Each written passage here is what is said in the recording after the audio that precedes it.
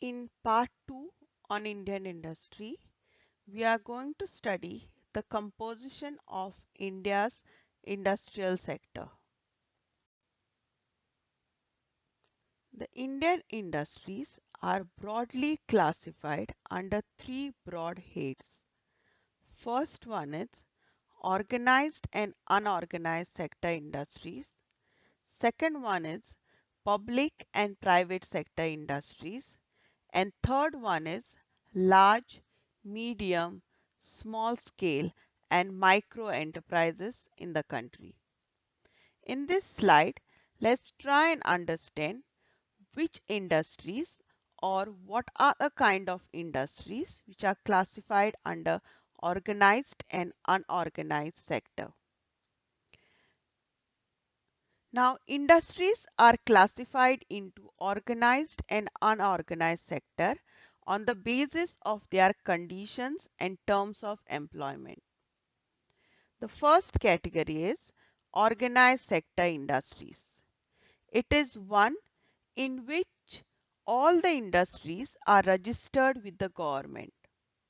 The industries under organized sector usually provides its workers with assurance of regular and a long-term job with better pay and better standard of living.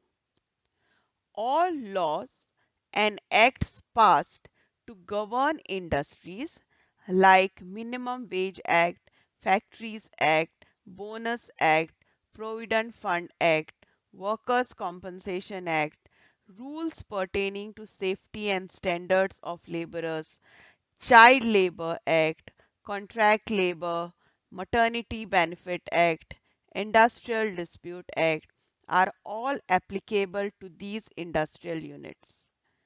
Benefits in terms of weekly offs, national or public holidays, insurance benefits, leave travel compensation, house rent allowances are some of the benefits to the workers employed in the organized sector industries. Large corporations and industries like Tata's, Reliance would come under this sector. Unorganized sector industries are the one in which the units are usually not registered under government. Hence, laws and acts pertaining to industrial units may not be effectively implemented here. Construction industry is the biggest industry in unorganized sector. These units does not provide any job security. Wages here are going to be lower than in the organized sector. There won't be any fixed rules with respect to leave or weekly off or any other benefits to workers. Workers normally work for large number of hours compared to organized sector. Safety of workers also may not be priority of these industrial units. Child labor is quite rampant in such units. There never exists any trade union, so workers lack any collective bargaining power. As they are unregistered, there is no proper count of these units. Also, they do not or hardly pay any tax to the government. The next category of industries are public and private sector industries. The classification of industries into public and private sector has been age-old. The 1948 policy, which is the first industrial policy in fact after independence obviously, or the 1956 industrial breakthrough policy for India has laid down for strong presence of public sector in Indian industrial structure for various reasons. The 1956 policy has in fact given a huge role of industrial development to public sector enterprises. It's only in 1991 new economic policy that the role of public sector in industrial arena was reduced and private sector was given a major boost under the IMF World Bank led LPG model of economic growth.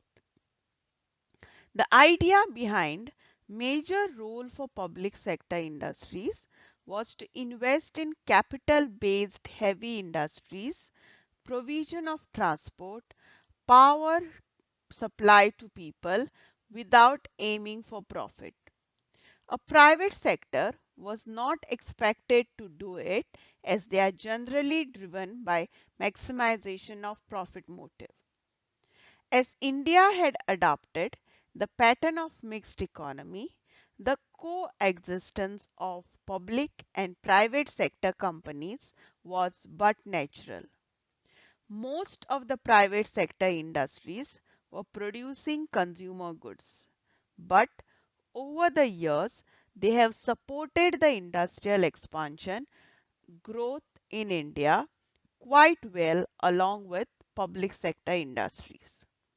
The role played by public and private sector industries has not been much difference except for the fact that public sector industries invested into projects of national importance wherein profit was not always the criteria as for the private sector, while private sector was expected to invest more in consumer goods industry to keep the sufficient supply of consumer goods in domestic market.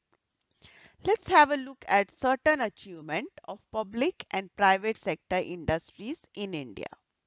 First one, they helped in building and strengthening the industrial base of the country.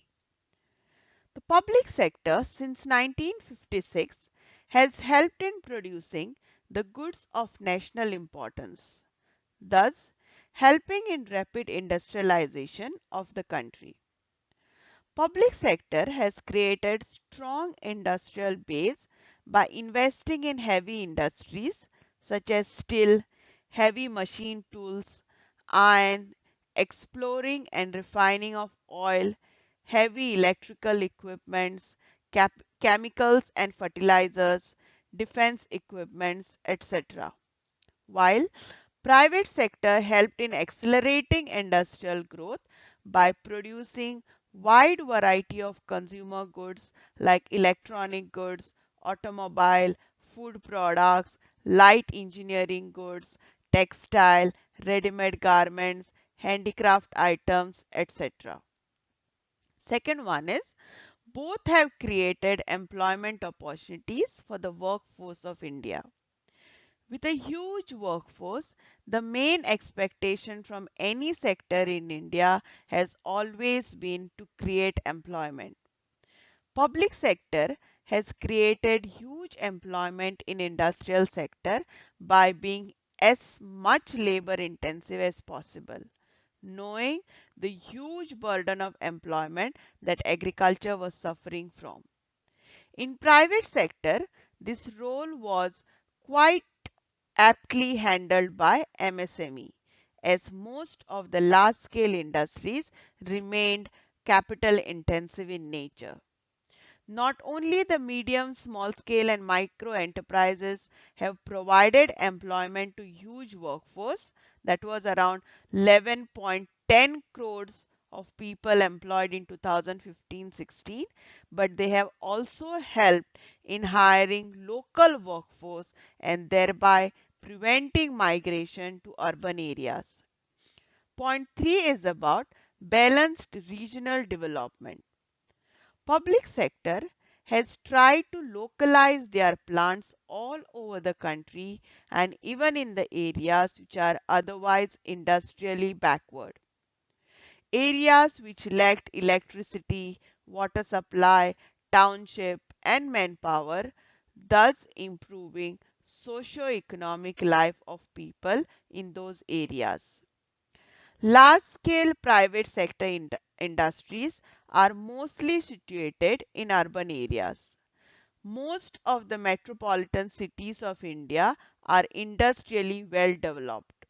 But MSME sector, which again are privately owned, have based themselves in small towns and villages of India.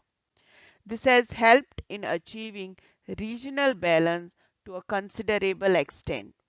In addition to that, MSME have started agro-based industries in the villages. This has helped to provide employment and sustainable income to people in villages throughout the year, thereby increasing their income and also reducing their forced migration to urban areas in search of jobs. Last point is both kind of industries are contributing to industrial exports of India. Different kind of industrial products are exported by both public and private sector industries in India.